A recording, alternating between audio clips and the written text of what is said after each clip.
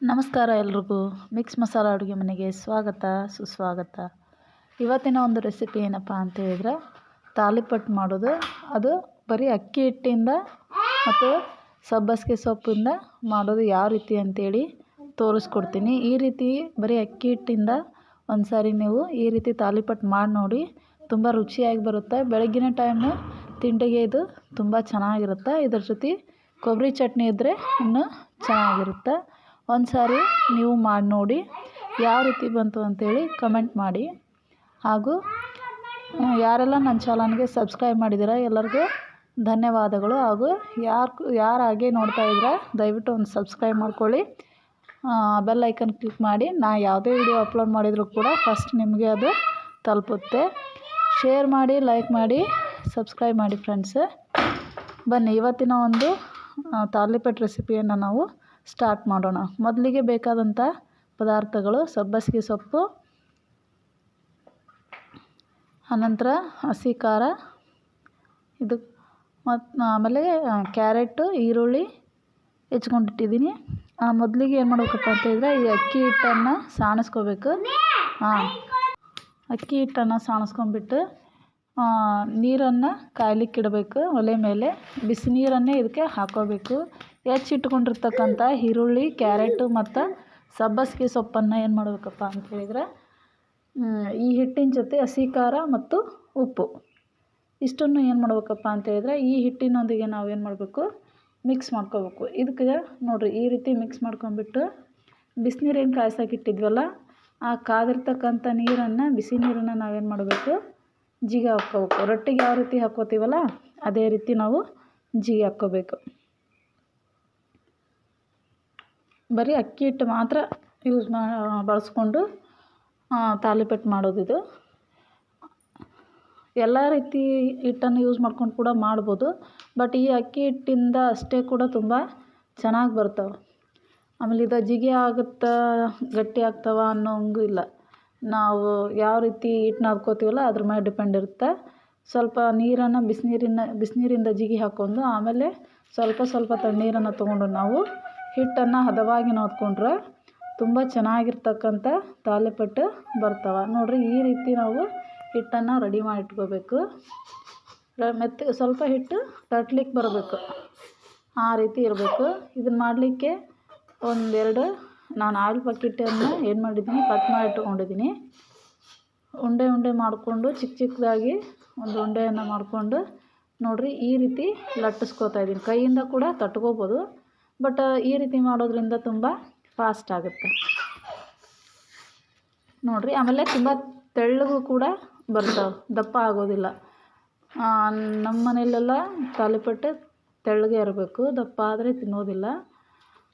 ಈ ರೀತಿ ಲಟ್ಟಿಸ್ಕೊಳ್ಳೋದ್ರಿಂದ ಏನಾಗುತ್ತಪ್ಪ ಅಂತ ಹೇಳಿದ್ರೆ ತುಂಬ ತೆಳ್ಳಗೆ ನಾವು ರಾಗಿ ರೆಡಿ ಮಾಡ್ಕೋಬೋದು. ಒಲೆ ಮೇಲೆ ತವ ಕಾಯ್ಲಿಕ್ಕೆ ಇಟ್ಟಿದ್ದೆ, ಕಾದಿದೆ ನೋಡಿರಿ. ಈ ರೀತಿ ಬಾಯಿಂದ ನಾವು ಸ್ವಲ್ಪ ಊದಿದ್ವಿ ಅಂದರೆ ಅದು ಬಿಟ್ಕೊಳ್ಳುತ್ತೆ. ಈ ರೀತಿ ಹಾಕೋಬೇಕು.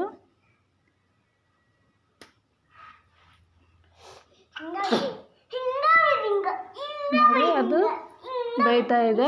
ನಾನು ಇನ್ನೊಂದು ತಾಲಿಪಟ್ಟನ್ನು ಲಟ್ಟಿಸ್ಕೊತಾ ಇದ್ದೀನಿ. ಈ ರೀತಿ ಚಿಕ್ಕ ಒಂದು ಸೈಜ್ ಮೀಡಿಯಮ್ ಸೈಜ್ ಉಳ್ಳಿಯನ್ನು ಮಾಡಿಟ್ಕೊಂಡು ಉಂಡೆಯನ್ನು ಮಾಡಿಟ್ಕೊಂಡು ಈ ರೀತಿ ಮತ್ತೆ ಸ್ವಲ್ಪ ಎಣ್ಣೆಯನ್ನು ಹಚ್ಬಿಟ್ಟು ಅದನ್ನು ಮತ್ತೆ ನಾವೇನು ಮಾಡಬೇಕು, ಆಯಿಲ್ ಪ್ಯಾಕೆಟನ್ನು ಮೇಲೆ ಹಾಕ್ಕೊಂಡು ಈ ರೀತಿ ಲಟ್ಟಿಸ್ಕೋಬೇಕಾಗುತ್ತೆ. ಮತ್ತು ತುಂಬ ಚೆನ್ನಾಗಿ ಬರ್ತವೆ ಫ್ರೆಂಡ್ಸ್ ಇವು.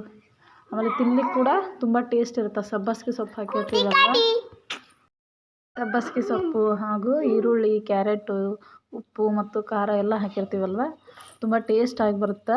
ಆಮೇಲೆ ತೆಳ್ಳಗೆ ಲಟ್ಟಿಸ್ಕೊಳ್ಳೋದ್ರಿಂದ ಏನಾಗುತ್ತಪ್ಪ ಅಂದರೆ ಟೇಸ್ಟ್ ಇನ್ನೂ ತುಂಬ ರುಚಿಯಾಗಿರುತ್ತೆ. ತವಕ್ಕೆ ಸ್ವಲ್ಪ ಎಣ್ಣೆಯನ್ನು ಹಾಕಿಬಿಟ್ಟು ಈ ತಾಲಿಪಟ್ಟನ್ನು ಹಾಕಿ ಎರಡು ಸೈಡು ಚೆನ್ನಾಗಿ ಬೇಯಿಸ್ಬೇಕು. ನಾನು ಎಲ್ಲ ತಾಲಿಪಟ್ಟನ್ನು ಈ ರೀತಿ ರೆಡಿ ಮಾಡ್ಕೊತಾ ಇದ್ದೀನಿ.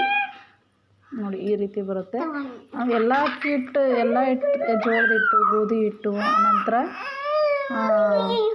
ಗೋಧಿ ಹಿಟ್ಟು ಎಲ್ಲ ಥರ ಹಿಟ್ಟನ್ನು ಬಳಸ್ಕೊಂಡು ಕೂಡ ನಾವು ಮಾಡ್ಬೋದು. ಬಟ್ ಈ ರೀತಿ ಅಕ್ಕಿ ಹಿಟ್ಟು ಒಂದೇ ಹಾಕ್ಕೊಂಡು ಮಾಡೋದ್ರಿಂದನೂ ತುಂಬ ಟೇಸ್ಟಾಗಿ ಬರುತ್ತೆ. ನಾನು ಎರಡೂ ರೀತಿ ಮಾಡ್ತೀನಿ.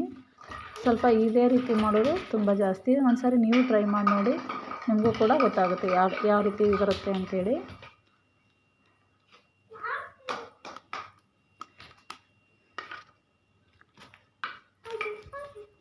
ಬೆಳಗ್ಗೆಯ ಟಿಫನ್ಗೆ ನಾನು ಇದನ್ನೇ ಮಾಡಿದ್ದೆ ಇವತ್ತು. ಇದರ ಟಿಫನ್ ಕೂಡ ತುಂಬ ಚೆನ್ನಾಗಿರುತ್ತೆ, ಸ್ವಲ್ಪ ಬೇಗ ಕೂಡ ಆಗುತ್ತೆ. ಡೈಲಿ ಅದೇ ಉಪ್ಪಿಟ್ಟು, ಅವಲಕ್ಕಿ, ಇಡ್ಲಿ, ದೋಸೆ ತಿಂದು ಬೇಜಾರಾದಾಗ ಈ ರೀತಿ ಒಂದು ಸಾರಿ ಮಾಡ್ಕೊಂಡು ಟ್ರೈ ಮಾಡಿ ನೋಡಿ, ತುಂಬ ಟೇಸ್ಟಿಯಾಗಿರುತ್ತೆ.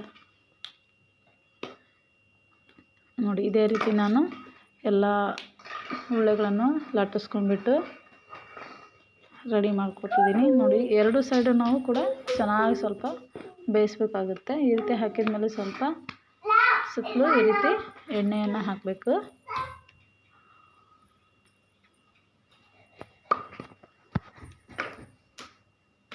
ನೋಡಿ, ಎರಡು ಸೈಡು ಚೆನ್ನಾಗಿ ಬೇಯಬೇಕು. ಈ ರೀತಿ ಇರಬೇಕು. ತುಂಬ ಚೆನ್ನಾಗಿರುತ್ತೆ.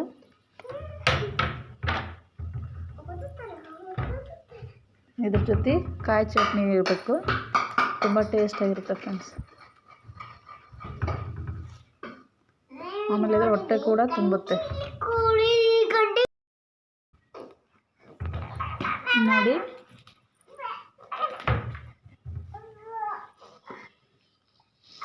ಈ ರೀತಿ ಬೇಯಿಸ್ಕೋಬೇಕು. ನಮ್ಮ ಮಕ್ಕಳು ಮಧ್ಯೆ ಮಾತಾಡ್ತಾ ಇದ್ದಾರೆ. ವಿಡಿಯೋ ಮಾಡಲಿಕ್ಕೆ ಬರೋದಿಲ್ಲ, ಇದೇ ರೀತಿ ಮಾತಾಡ್ತಾರೆ.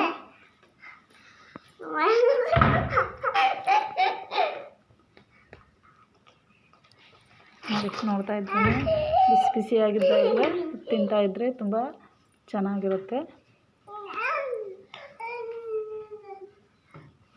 ನೋಡಿ, ಅದ್ರ ಜೊತೆ ಕಾಯಿ ಚಟ್ನಿ ಇರಬೇಕು. ತುಂಬ ಚೆನ್ನಾಗಿ ಬಂದಿದೆ ಫ್ರೆಂಡ್ಸು. ನೀವು ಕೂಡ ಒಂದು ಸಾರಿ ಟ್ರೈ ಮಾಡಿ ನೋಡಿ, ಹೇಗಿದೆ ಅಂತ ಕಮೆಂಟ್ ಮಾಡಿ.